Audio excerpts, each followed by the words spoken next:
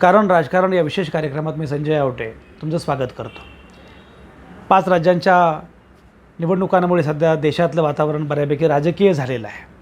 राजस्थान, मध्य प्रदेश, छत्तीसगड, मिझोरम, तेलंगणा या 5 राज्यांमध्ये निवडणुकांचा सगळा माहोल आहे आणि या निकालावर बऱ्यापैकी बरंच काही अवलंबून आहे, बरंच काही ठरणार आहे. काय निकाल लागेल ते यथावकाश कळेल. आणखी मतदान बहुतेक ठिकाणी व्हायचं आहे. पण या सगळ्या पार्श्वभूमीवर एका बातमीकडे सगळ्यांचं लक्ष आहे. ते असं की छत्तीसगडचे मुख्यमंत्री भूपेश बघेल यांनी मध्यंतरी एक विधान केलं. ते विधान असं होतं की नोटा नावाचा प्रकार बंद केला पाहिजे. नोटा म्हणजे निवडणुकीमध्ये जो एक पर्याय असतो, नोटा, नन ऑफ द अबोव. हा जो नोटा ऑप्शन आहे की यापैकी कोणीच नाही. तुम्हाला माहिती आहे ना, आपल्याला शाळेच्या परीक्षेमध्ये बहुपर्यायी प्रश्न असतात आणि त्यामध्ये प्रश्न असतो आणि मग 4 पर्याय असतात. त्यात 3 पर्याय वेगवेगळे असतात, चौथा यापैकी नाही. त्यापैकी कोणीच नाही. समजा निवडणुकीच्या रिंगणामध्ये 4 उमेदवार असतील, 10 उमेदवार असतील, 25 उमेदवार असतील, तर त्यापैकी 25 उमेदवारांपैकी कोणालाही तुम्ही मत देऊ शकता. हे तर होतंच पूर्वीपासून. आता एक नवीन पर्याय त्यात जोडला गेलेला आहे की यापैकी कोणीच नाही, नन ऑफ द अबोव. हा नोटा नावाचा प्रकार जो आहे तो नोटा नावाचा प्रकार बंद करा असं भूपेश बघेल म्हणाले आणि बरी चर्चा सुरू झाली. म्हणून मला असं वाटलं की त्यानिमित्ताने ही चर्चा केली पाहिजे. नक्की काय गडबड आहे किंवा नक्की हा मुद्दा काय आहे. नोटाची तरतूद झाली 2013मध्ये. 2013पर्यंत अशी प्रोव्हिजन नव्हती, अशी तरतूद नव्हती. खरं म्हणजे 2004मध्ये एक जनहित याचिका दाखल झाली होती आणि त्या याचिकेमध्ये असं म्हटलं होतं की हा पर्याय असला पाहिजे की समजा लोकांना असं वाटलं की हे सगळे उमेदवार आहेत पण मला यापैकी कोणीच नको आहे, तर तो पर्याय उपलब्ध असला पाहिजे, तशी सोय असली पाहिजे. आणि म्हणून 2013मध्ये हा मुद्दा पुढे आला. गंमत बघा, मी त्यावेळीसुद्धा चित्र बरोबर असंच होतं. मी तेव्हा जशा आत्ता 2023मध्ये या 5 राज्यांच्या निवडणुका आहेत तशाच निवडणुका 2013मध्ये विधानसभेच्या होऊ घातलेल्या होत्या. पण त्यामध्ये राजस्थान होतं, छत्तीसगड होतं, मध्य प्रदेश होतं, मिझोरम होतं, पण तेलंगणा नव्हतं, कारण तेलंगणा तेव्हा तयार झालेलं नव्हतं. या 4 राज्यांच्या निवडणुका तेव्हा होत्या आणि या 4 राज्यांच्या निवडणुकांमध्येच पहिल्यांदा नोटा वापरला गेला, नोटाचा उपयोग झाला. आणि नंतर 2014च्या लोकसभा निवडणुकीमध्ये पहिल्यांदा नोटाचा उपयोग झाला आणि ती पहिली निवडणूक होती. आपल्याला हे माहीत आहे की 2014ची निवडणूक ही अनेक अर्थांनी ऐतिहासिक होती. सत्तांतर झालं. म्हणजे सगळ्यात महत्त्वाची गोष्ट अशी की तोपर्यंत जवळपास 30 वर्ष कुठल्याच सरकारला स्पष्टपणे बहुमत नव्हतं मिळालेलं. 1984मध्ये राजीव गांधी पंतप्रधान झाले तेव्हा त्यांना प्रचंड मोठं बहुमत मिळालं होतं. पण अर्थातच इंदिरा गांधी गेल्या, त्या सहानुभूतीची लाट होती. पण 1984 नंतर 2014पर्यंत कुठल्याही एका राजकीय पक्षाला स्पष्ट बहुमत मिळालेलं नव्हतं आणि तोपर्यंत प्रामुख्यानं आघाड्यांचं सरकार सत्तेमध्ये होतं. ही निवडणूक सगळ्याच अर्थाने ऐतिहासिक होती. याच निवडणुकीमध्ये नोटाचा पहिल्यांदा उपयोग झाला, नोटा पहिल्यांदा वापरलं गेलं. खरं म्हणजे यापूर्वी ही सोय नव्हती, अजिबात नव्हती असं नाही, होती. ती अशी होती की समजा तुमच्याकडे 10 उमेदवार असतील तर त्या 10 उमेदवारांपैकी हे उमेदवार आम्हाला नको आहेत असं म्हणण्याची सोय होती. त्यासाठी एक वेगळी वही असायची, रजिस्टर असायचं. त्या रजिस्टरमध्ये तुम्हाला ही नोंद करता यायची. पण त्यात अडचण अशी होती की रजिस्टरमध्ये नोंद करायची याचा अर्थ असा की तुम्हाला तुमची ती गोपनीयता भंग होत असे की तुम्ही अमक्याला मत दिलं नाही, कोणालाच मत दिलं नाही, तुम्ही वेगळा उल्लेख केला अशी नोंद करावी लागायची. त्यामुळे गोपनीयतेचा भंग होत होता आणि म्हणून नोटाची सोय अशी होती की गोपनीयतेचा भंग नाही, पण यापैकी कुठलाच उमेदवार पात्र नाही असं आमचं म्हणणं आहे. जेव्हा हा निकाल दिला गेला 2013मध्ये, हा निकाल दिला गेला आणि तो निकाल जेव्हा दिला गेला तेव्हाचे सरन्यायाधीश पी सतशिवम यांनी एक मुद्दा मांडला. त्याचा मुद्दा असा होता आणि तो मुद्दा महत्त्वाचा होता की नोटामुळे एकूणच व्यवस्थात्मक बदल होईल अशी त्यांची अपेक्षा होती आणि भूमिका होती. कारण तोपर्यंत आहे त्याच उमेदवारांमधून तुम्हाला कुठला तरी उमेदवार निवडावा लागायचा, पण यापैकी कुठलाच उमेदवार मला आवडत नाही आहे, मला मान्य नाही आहे असं म्हणणं. आणि असं जेवढ्या संख्येनं लोक म्हणत आहेत याचा फायदा असा होईल, असं ते म्हणाले, याचा फायदा असा होईल की त्यामुळे राजकीय पक्षांच्या हे लक्षात येईल की आपण ज्या लोकांना उमेदवारी देतो त्यांची पात्रता काय आहे ते पण बघितलं पाहिजे. अनेकदा काय होतं की इलेक्टिव्ह मेरिट नावाचा जो मुद्दा असतो तो मुद्दा फार वेगवेगळ्या मुद्द्यांवर असतो. कुठला उमेदवार निवडायचा याच्यामध्ये अनेकदा जात हा मुद्दा असतो, अनेकदा पैसा हा मुद्दा असतो, निवडून येण्याची क्षमता, निवडून येण्याची पात्रता, इलेक्टिव्ह मेरिट हा मुद्दा अनेकदा भलत्याच मुद्द्यांवर अवलंबून असतो. तो खरे जे निकष आहेत की ज्या निकषांवर उमेदवाराची निवड व्हायला पाहिजे त्याच्याशी त्या मुद्द्यांचा काही संबंध नसतो. आणि म्हणून असे निकष की जे सर्वसामान्य लोकांना आवडतात, त्यांचं पण काही म्हणणं आहे, हे ते त्यानिमित्तानं पुढे येतील.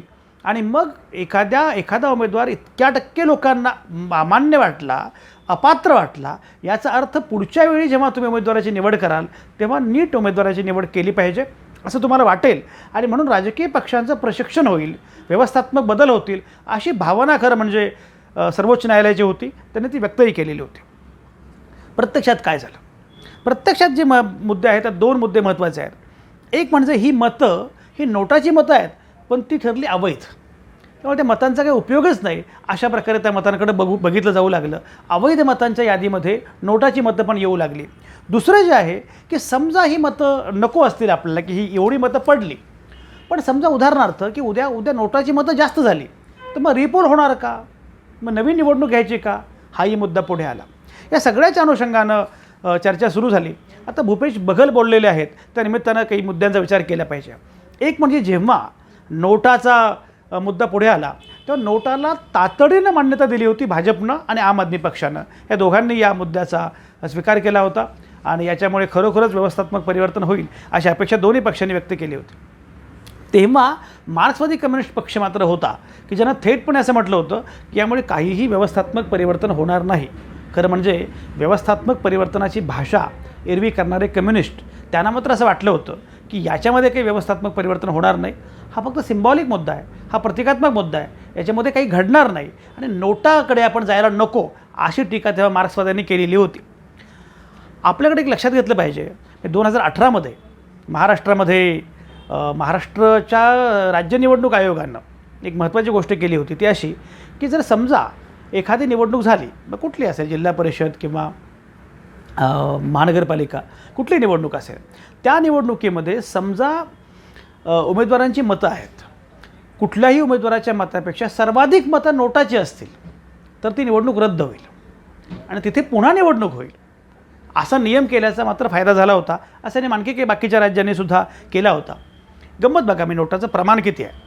आता ज्या 5 राज्यांमध्ये निवडणुका आहेत, मगाशी मी उल्लेख केल्याप्रमाणे मध्य प्रदेश, छत्तीसगड, राजस्थान, मिझोरम, तेलंगणा, या 5 राज्यांमध्ये निवडणूक आहेत. या 5 राज्यांमध्ये मागच्या वेळी 2018मध्ये जेव्हा निवडणूक झाली तेव्हा जवळपास 15.19 लाख एवढी मतं ही नोटाची होती. हा आकडा अजिबातच छोटा नाही आहे. भूपेश बघेलांचा मुद्दा असा आहे की बहुतेक ठिकाणी विजय आणि पराभव याच्यामध्ये जे मार्जिन असतं की इतक्या हजारांनी अमुक उमेदवार विजयी झाला, इतक्या हजारांनी हा उमेदवार पराभूत झाला, त्याहून अधिक मतं ही नोटाची आहेत. त्यामुळे नोटाचा फायदा हा बाकी काही होण्यापेक्षा सुद्धा मतांचं विभाजन करणं किंवा कोणाला तरी पराभूत करणं यासाठी होऊ शकतो आणि त्या मतांचा गैरवापर होऊ शकतो किंवा होतो आहे, असं भूपेश बघेलांचं म्हणणं आहे. ते आत्ता म्हणत आहेत, याचा अर्थ लक्षात घेतला पाहिजे, कारण छत्तीसगडमध्ये पहिल्या टप्प्यातलं मतदान झालेलं आहे आणि त्यानंतर भूपेश बघेल असं म्हणत आहेत. याचा अर्थ त्यांना ही भीती वाटते की काय माहिती नाही, पण हा मुद्दा फार महत्त्वाचा आहे. 2019ची लोकसभा निवडणूक, जी मागची लोकसभा निवडणूक आहे, त्या लोकसभा निवडणुकीमध्ये नोटाच्या मतांची संख्या ही जवळपास 65.23 लाख एवढी होती. म्हणजे जवळपास 1.07% एवढं प्रमाण ते होतं वैध मतांच्या. याचा अर्थ असा आहे की मुळातच ही संख्या खरंच जास्त आहे. बरं, भारत हा काही पहिला देश आहे का हे सगळं करणारा? फ्रान्समध्ये पण हे आहे, स्पेनमध्ये आहे, ब्राझीलमध्ये आहे, बांगलादेशमध्ये आहे. एवढंच नाही, पाकिस्तानमध्ये सुद्धा या प्रकारची तरतूद होती, पण नंतर त्याच्यावर बराच खल झाला, चर्चा झाली, टीका झाली आणि मग पाकिस्तानने ही तरतूद मागे घेतली. मुद्दा असा आहे की नोटाच्या निमित्ताने नन ऑफ द अबोव याच्यामुळे खरोखरच कुठलाच उमेदवार आम्हाला मान्य नाही असं म्हणणं की सोय आहे, ही चांगली गोष्ट आहे. पण जर याचा उपयोग होत नसेल किंबहुना त्या सगळ्या नोटाच्या मतांचा गैरवापर होत असेल तर मात्र पाहिलं गेलं पाहिजे. आणि त्याच्याही पुढे जाऊन समारोप करताना फक्त एक मुद्दा मी मांडतो की आपल्याकडे त्याच्याही पुढे जाऊन सगळ्यात महत्त्वाची गोष्ट अशी आहे की मुळात मतदानाचं प्रमाण प्रचंड कमी आहे. खरं म्हणजे मुळामध्ये अनेकदा असं वाटतं आपल्याला की शिकलेली माणसं ही त्यांनी मतदान केलं पाहिजे, पण बहुतेक वेळा शिकलेली माणसं ही मतदानाचा दिवस जणू काय सुट्टीचा दिवस आहे अशा अर्थानं एन्जॉय करत असतात, फॅमिली ट्रिपवर असतात, चक्क सोशल मीडियावर फोटो पोस्ट करतात की आज आम्ही इकडे होतो, अरे पण तिकडे मतदान होतं, त्याचं काय केलं तुम्ही? मुद्दा असा आहे की मुळात मतदानाचं प्रमाण वाढणं ही पण फार महत्त्वाची गोष्ट आहे. एवढ्या मोठ्या लोकसंख्येच्या देशामध्ये मतदानाचं प्रमाण कमी होणं ही अत्यंत वाईट गोष्ट आहे आणि लोकशाहीचा विचार करता त्याचा फार गांभीर्याने विचार केला पाहिजे. आणि त्यात पुन्हा नोटा हा सगळा जर विचार केला तर मग नोटाच्या मतांचा जरा गंभीरपणे विचार केला गेला पाहिजे. शिवाय त्याचा गैरवापर होतो का हेही तपासून बघितलं पाहिजे. मला असं वाटतं की आता एकूण निवडणुकांचा माहोल आहे म्हणून किमान 2 गोष्टी निश्चितपणे सांगितल्या पाहिजेत.